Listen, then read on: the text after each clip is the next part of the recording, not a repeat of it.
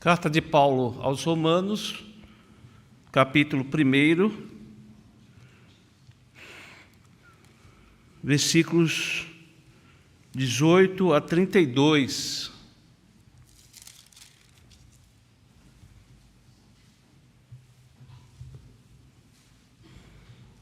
Diz assim a palavra de Deus: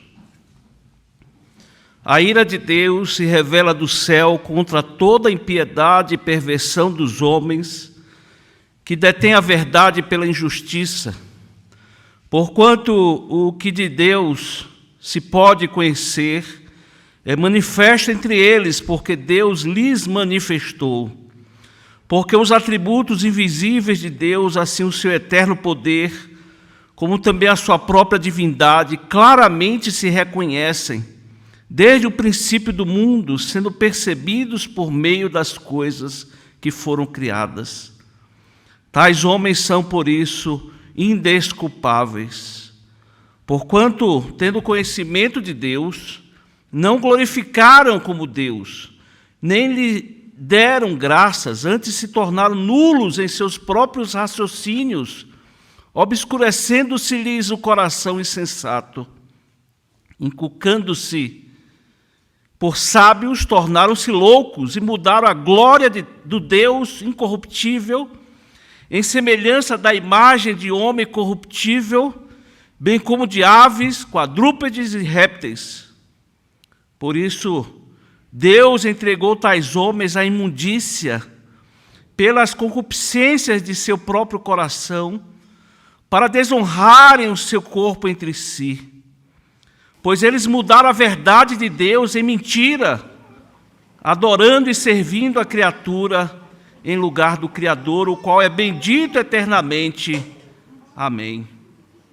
Por causa disso, os entregou Deus às paixões infames, porque até as mulheres mudaram o modo natural de suas relações íntimas por outro, contrário à natureza. Semelhantemente, os homens também, deixando o contato natural da mulher, se inflamaram mutuamente em sua sensualidade, cometendo torpeza, homens com homens, e recebendo em si mesmos a merecida punição de seu erro. E por haverem desprezado o conhecimento de Deus, o próprio Deus os entregou a uma disposição mental reprovável, para praticarem coisas inconvenientes, cheios de toda injustiça, malícia, avareza e maldade, possuídos de inveja, homicídio, contenda, dolo e malignidade, sendo difamadores, caluniadores, aborrecidos de Deus, insolentes, soberbos, presunçosos, inventores de males, desobedientes aos pais, insensatos, pérfidos, sem afeição natural e sem misericórdia. Ora, conhecendo eles a sentença de Deus, de que são passíveis de morte os que tais coisas praticam, não somente as fazem, mas também aprovam os que assim procedem. Amém. Irmãos, o nosso tema, pecadores nas mãos de um Deus irado. O tema do nosso sermão, ele foi tirado de uma pregação feita há muito tempo atrás, mais precisamente no dia 8 de julho de 1741, na cidade de Enfield, Estados Unidos, época em que se desencadeou um dos maiores avivamentos nos tempos modernos. O pregador foi o pastor congregacional Jonathan Edwards, considerado pelos historiadores um dos maiores teólogos e pensadores da história dos Estados Unidos. No sermão pregado em Deuteronômio 32, 35, versículo que diz o seguinte: A mim me pertence a vingança, a retribuição a seu tempo, quando resvalar o seu pé, porque o dia da sua calamidade está próximo. e o seu destino se apressa em chegar. E ele destacou aqui, a seu tempo, quando resvalar o seu pé. E na sua pregação, irmãos, ele relata a condição pecadora, a condição incrédula, impiedosa, idólatra, terrível, que vive o homem sem Deus. Observe um trecho do sermão de Jonathan Edwards. Suas iniquidades vos fazem pesados como chumbo, pendentes para baixo, pressionados em direção ao inferno pelo próprio peso. E se Deus permitisse que caíssem, vocês afundariam imediatamente, desceriam com a maior rapidez e mergulhariam nesse abismo sem fundo. Sua saúde, seus cuidados e prudência, seus melhores planos, toda a sua retidão de nada valeriam para sustentar e conservar vocês fora do inferno. Diz o relato, irmãos, que enquanto Jonathan Edwards pregava, pessoas choravam, pessoas se agarravam às colunas das igrejas, ou da igreja, como se sentissem puxados pelo inferno. Pessoas clamavam pelo arrependimento, e ele teve que esperar alguns momentos para que as pessoas se acalmassem para terminar o seu sermão. Diz, na opinião de Wesley Dovell, este sermão contribuiu grandemente para a continuação do avivamento. Irmãos, o nosso texto é outro.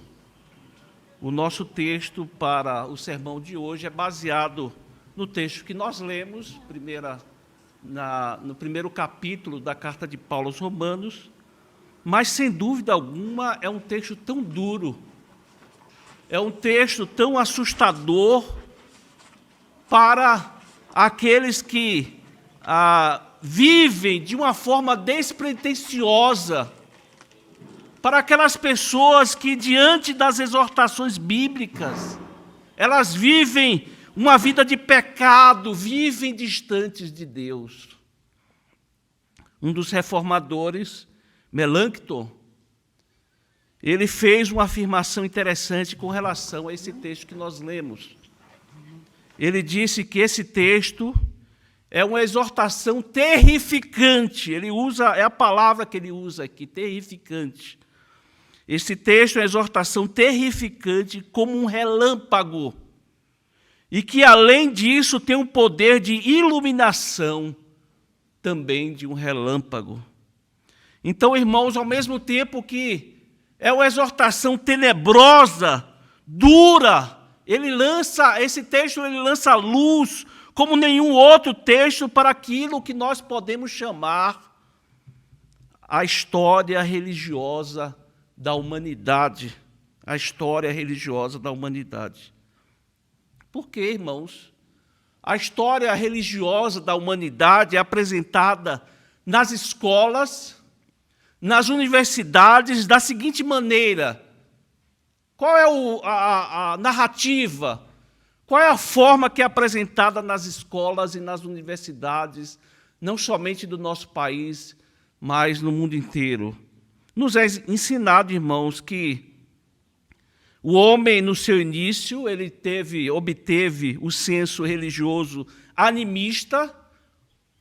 Ele começou por medo ou pavor e começou a atribuir poderes espirituais às árvores, às pedras, aos animais. Olhava para as estrelas, ele não compreendia e atribuía a elas poderes divinos, e então começaram a adorar as criaturas. Então, segundo essa narrativa, ele evoluiu, o homem. Então, nesta parte da humanidade, que alguns pressupõem a teoria da evolução, passou a ter uma noção religiosa mais elaborada, não mais animista, mas agora politeísta. Milênios se passaram, segundo eles, e então o homem passou a ser não mais politeísta, mas monoteísta, de um Deus só. Depois, essa relação teria evoluído e se tornado uma religião judaica, de um Deus reto, santo, justo, e assim por diante.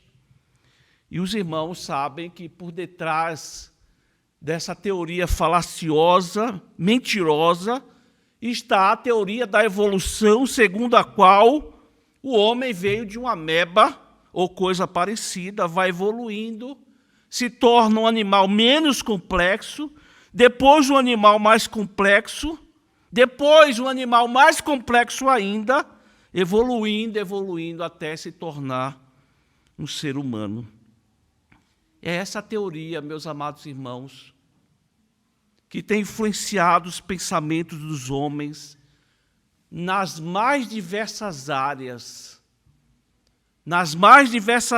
inclusive na área da religião, porque para eles a religião não passa de uma evolução onde os homens expressam seus temores,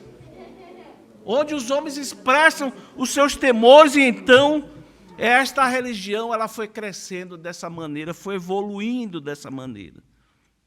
Infelizmente, meus amados irmãos, este é o ensino que predomina nas escolas, nas universidades, nos locais do saber.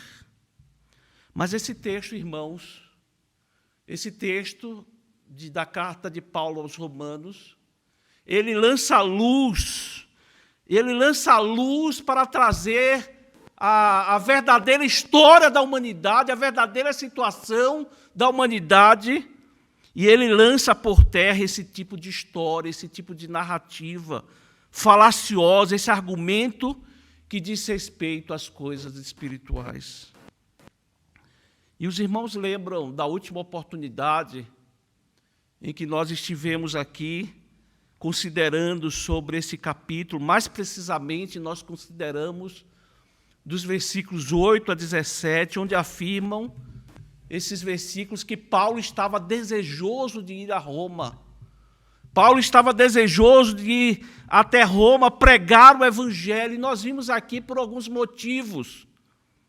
Porque ele se considerava um devedor, ele não se envergonhava do Evangelho, porque é o poder de Deus para a salvação de todo aquele que crê, e porque a justiça de Deus se revela neste Evangelho, de fé em fé, não por obras, não por méritos, mas de fé em fé.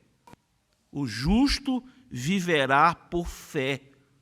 Ou trazendo aqui uma outra tradução, aquele que é justo pela fé é que viverá. Aquele que é justo pela fé é que viverá. Porque nós sabemos, irmãos, que nenhum homem poderá se apresentar diante de Deus dizendo: aqui estão as minhas obras, aqui estão os meus feitos para obter a salvação.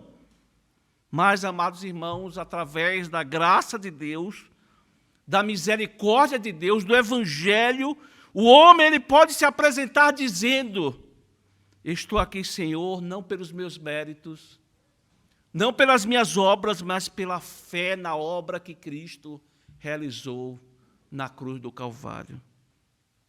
E nós vimos que os versículos 16 e 17 são tema de toda a carta de Paulo aos Romanos, a doutrina da salvação pela graça de Deus, mediante a fé na obra que Cristo realizou na cruz do Calvário. E a partir do versículo 18, irmãos, o apóstolo Paulo, ele começa a argumentar e demonstrar que, de fato, se não for pela fé na obra de Cristo na cruz, ninguém pode se apresentar justo diante de Deus. Toda a humanidade ela está moralmente arruinada.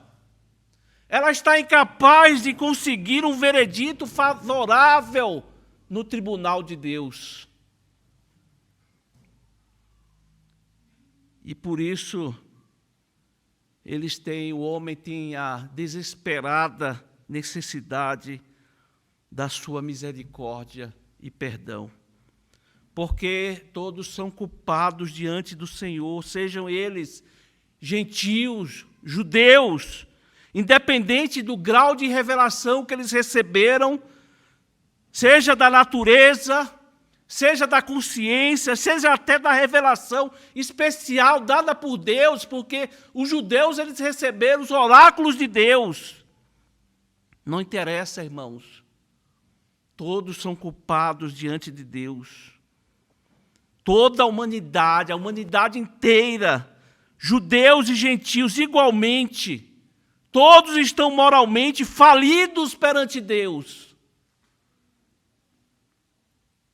E de onde vem, irmãos, estas vergonhosas perversões, esta encarniçada inimizade entre o homem e o homem? Por que é que nós vemos essa polarização? Por que é que nós vemos a guerra se desencadeando entre a Rússia e a Ucrânia? Por que é que nós vemos todas essas brigas? Por que é que nós vemos essa inimizade, essas ideias errôneas, essas brigas, essas contendas, elas surgem por causa dessa ideia errônea que o homem tem de Deus. O problema, irmãos, da humanidade é um problema espiritual. O conhecimento do Deus verdadeiro era acessível ao homem, mas eles fecharam suas mentes para Deus. Em vez de apreciarem a glória do Criador e contemplarem o universo que Ele criou, davam as coisas criadas, ou dão às coisas criadas a glória que pertence somente a Deus. A ira de Deus se revela do céu contra toda impiedade e perversão dos homens que detêm a verdade pela injustiça. Vejam, meus amados irmãos, que dos versículos 18 a 20, mostra essa revelação de Deus do céu. Deus se revela e sabemos de modo claro que Deus se manifesta de maneira especial através da sua palavra, mostrando seus atributos. Ele mostra quem Ele é, o que Ele criou, por que Ele nos criou, qual foi o objetivo de nos ter criado. Ele, na palavra, na revelação especial, mostra ou fala claramente a respeito de seu Filho, o Verbo. A palavra, Deus se manifesta de maneira especialíssima. Mas não é isso que Paulo destaca aqui, irmãos. E não é esse o ponto que Paulo aborda aqui. Aqui Paulo fala da revelação geral de Deus na natureza. Deus se revela do céu pela própria obra da criação. Os céus proclamam a glória de Deus e o firmamento anuncia as obras das suas mãos. Os judeus que receberam os oráculos de Deus, mesmo assim, eles receberam, todos os homens, toda a humanidade recebeu a natureza para mostrar que há um Criador. Todos têm também a consciência para serem alertados sobre o que é certo e o que é errado. E não tem ser humano que não tenha esse alerta no seu coração, esse incômodo, a consciência alertando, dizendo para fazer o que é certo, para reconhecer um Criador, para reconhecer o Criador de todas as coisas. Deus se revela nos céus, no sol, na lua, em tudo, e quando as pessoas olham para tudo isso, certamente eles dizem: como é belo esse universo, como é bela a criação, como é perfeita, como é complexo o corpo humano, como é complexo o corpo dos animais, mas preferem adorar a criatura ao invés do Criador. Preferem levantar teorias, como a teoria do evolucionismo, do que reconhecer que há um Deus criador de todas as coisas. Há um teólogo, um estudioso, que conta, com relação à teoria do evolucionismo, a teoria do relógio. E ele traz a ideia de que imagine você caminhando pela praia, você ali naquela vastidão de espaço, e você caminhando, e de repente você encontra um relógio, aqueles relógios Cuco, aquele relógio grande, ali funcionando direitinho, com todas as suas peças encaixadas. E a pergunta que ele faz é a seguinte: você pode dizer que esse relógio, ele se formou sozinho, naturalmente? Ou alguém foi ali e criou todas as peças, toda a sua mecânica, todo o seu funcionamento?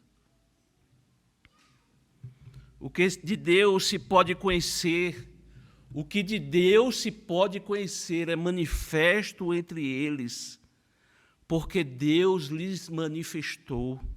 Porque os atributos de Deus, assim o seu eterno poder, como também a sua própria divindade, claramente se reconhecem, desde o princípio do mundo, sendo percebidos por meio das coisas que foram criadas. Tais homens são, por isso, indesculpáveis. Não há um homem sequer indesculpável diante dessa verdade de que há um Criador. Há o Criador de todas as coisas. A ira de Deus se revela do céu, ela existe, irmãos. Deus está irado. Deus condena, não aceita e age contra toda a impiedade e perversão dos homens. É isso que a palavra de Deus mostra. Nós já vimos que Deus se revela de maneira extraordinária, maravilhosa, através das suas obras, da criação, da natureza. E ao invés do homem glorificar o Criador, louvar a Deus por tudo isso, eles sufocam, eles escondem a verdade.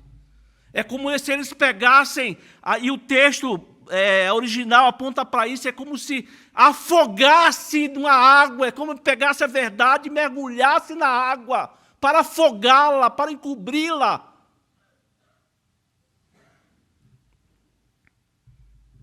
Por isso eles são indesculpáveis. E vemos tantas demonstrações de impiedade, perversão, idolatria para toda parte. Não é essa a realidade que nós vemos, irmãos? Em todos os noticiários, em todas as partes, em todos os momentos e circunstâncias que nos são relatadas, nós vemos a impiedade, a perversão, a idolatria de forma mais primitiva. A todo instante vemos pessoas adorando a criatura ao invés do Criador. E como é que eles fazem isso, irmãos? Os versículos 21 a 23 deixam isso muito claro. Como é que o homem sufoca, esconde, afoga a verdade de Deus? Ele faz isso pelo orgulho, por sua natureza que se rebela contra Deus.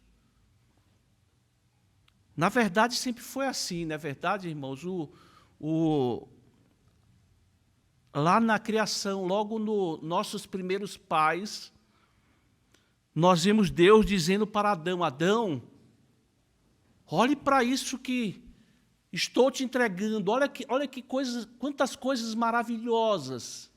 Desfrute de tudo isso, Adão. Tudo isso você pode desfrutar, só não toque naquela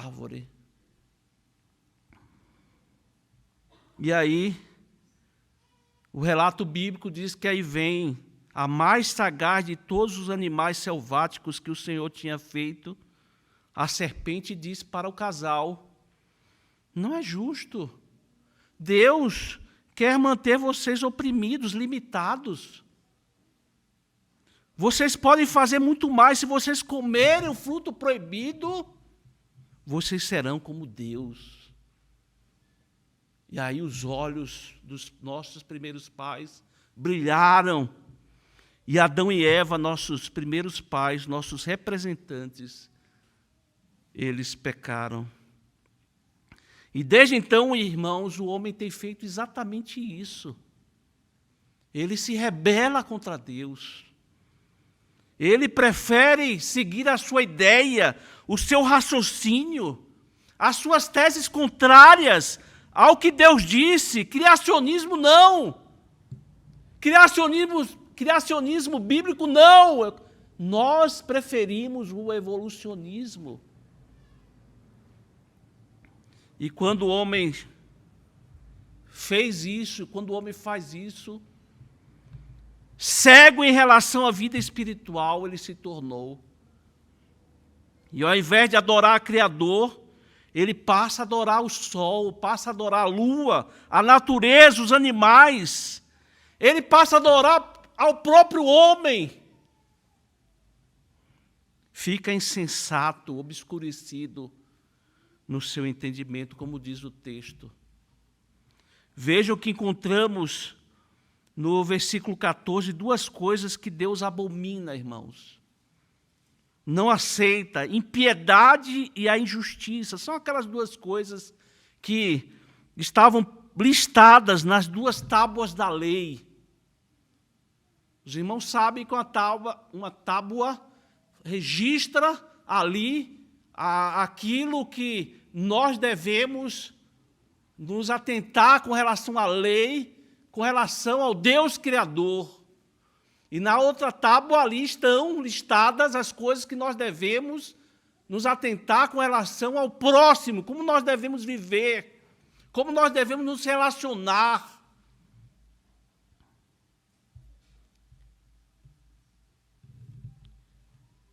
E foi por isso que Deus nos deu essa lei para que vivêssemos agradando ao Senhor, buscando fazer a sua vontade. E não foi à toa que chegaram diante de Jesus, indagaram a ele, aquele homem que desejava cumprir a lei, e Jesus disse que ele deveria amar a Deus com todo o seu entendimento, com toda a sua alma. Nós estamos falando aqui de piedade. E amar ao próximo como a ele mesmo. Nós estamos falando aqui de justiça, de retidão diante do próximo. A ira de Deus se manifesta, irmãos, para aqueles que, mesmo enxergando, mesmo estando sendo muito claro que há o Criador, eles se rebelam, não reconhecem o Criador. E o resto do capítulo, irmãos, retrata: Deus se revela, o homem sufoca, ele esconde. O homem vive na impiedade e na perversão da injustiça. E daí, irmãos, o texto relata toda a sorte de pecado, toda a sorte de imoralidade que é a ira de Deus. Porque a ira de Deus não é como a ira do homem. Deus manifesta a sua insatisfação pelo pecado. E a grande punição é aquela descrita em vários textos da Bíblia, mas também Apocalipse, quando diz que aqueles que viverem como fiéis, como verdadeiras testemunhas, que se escondem debaixo das asas do Senhor, que têm a sua crença no Jesus Nazareno, aquele que veio e morreu na cruz, viverão eternamente com Deus. Mas aqueles que vivem na impiedade, na perversão, viverão eternamente onde há fogo que não se apaga, choro e ranger de dentes. Deus está irado, irmãos. Deus está irado e está dizendo, siga o seu caminho. Não é isso que vocês querem? Não é isso que vocês querem? Sigam o seu caminho. Sigam o caminho que vocês mesmos escolheram. Vocês não aceitam a revelação? Não acreditam que há um Criador? Sigam o seu próprio caminho. Deus os entrega à própria sorte. A pior coisa, irmãos, para o ser humano é viver longe de Deus. Na vida há uma lei segundo a qual os homens são deixados entregues às consequências do curso de ação que eles mesmos escolheram livremente. E a menos que essa tendência seja invertida pela graça divina, irmãos, a menos que essa tendência seja invertida pela graça divina, a situação deles irá de mal a pior. O homem, ele sabe que está errado. Toda pessoa que segue o seu caminho por si mesma, conforme o seu coração enganoso, conforme o seu coração insensato, como diz o texto, sabe que não anda conforme o desejo daquele que o criou. Ele sabe que merece a perdição. E a Bíblia diz que as pessoas que não somente praticam o mal, mas aprovam o que os outros fazem. Não somente eles aprovam, ou eles praticam, mas eles aprovam aqueles que praticam a maldade, aplaudem. É isso que eles fazem. Eles aplaudem as pessoas que fazem o mal, que se rebelam contra Deus. Ora, versículo 32, conhecendo eles a sentença de Deus, de que são passíveis de morte os que tais coisas praticam, não somente as fazem, mas também aprovam os que assim procedem. Meus amados irmãos, esta é a verdadeira história religiosa da humanidade. Esta é a verdadeira história religiosa da humanidade. O homem, ele tem conhecimento de Deus, porquanto o que Deus se pode conhecer é manifesto entre eles, porque Deus lhes manifestou. Mas o homem foi dando as costas para o Criador. E é por isso que a ira de Deus se revela do céu, por causa do pecado, por causa da impiedade do homem. Esta é a verdadeira história religiosa da humanidade.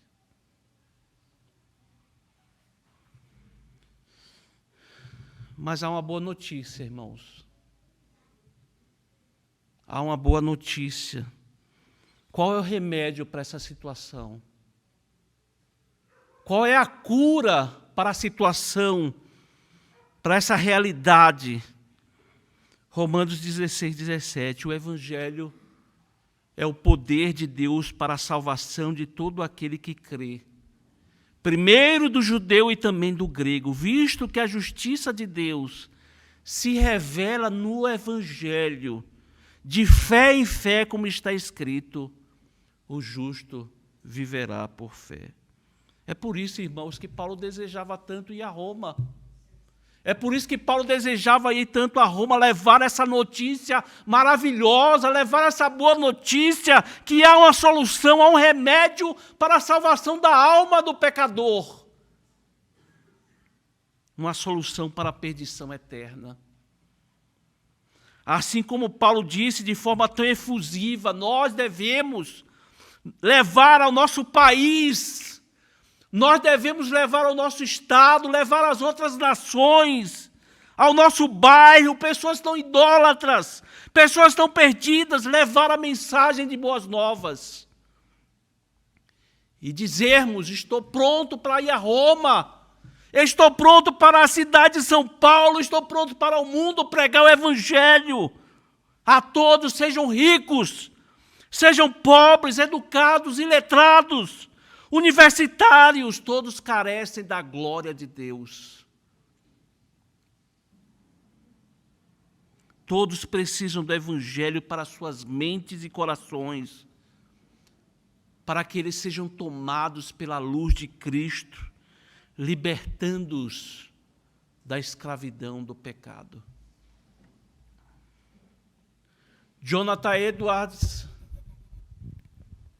no seu sermão Pecadores nas mãos de um Deus irado, quando foi usado poderosamente por Deus, naquele sermão de exortar aqueles pecadores de forma tão efusiva, ele termina o seu sermão da seguinte forma, eu também termino. Ele diz o seguinte: mas agora vocês têm uma excelente ocasião. Hoje é o dia em que Cristo abre as portas da misericórdia e se coloca de pé, clamando e chamando em alta voz aos pobres pecadores. Queira Deus, todos aqueles que ainda estão fora de Cristo, pendentes sobre o abismo do inferno, que sejam senhoras e senhores idosos, ou pessoas de meia idade, quer jovens ou crianças, que possam dar ouvidos agora aos chamados da palavra e da providência de Deus. Portanto, todo aquele que está fora de Cristo, desperte e fuja da ira vindoura.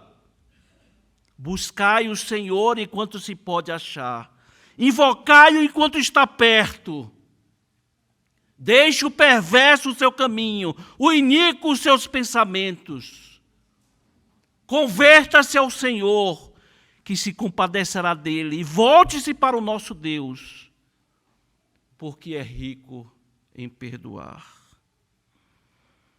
Que Deus tenha misericórdia de nós e nos abençoe, irmãos. Amém.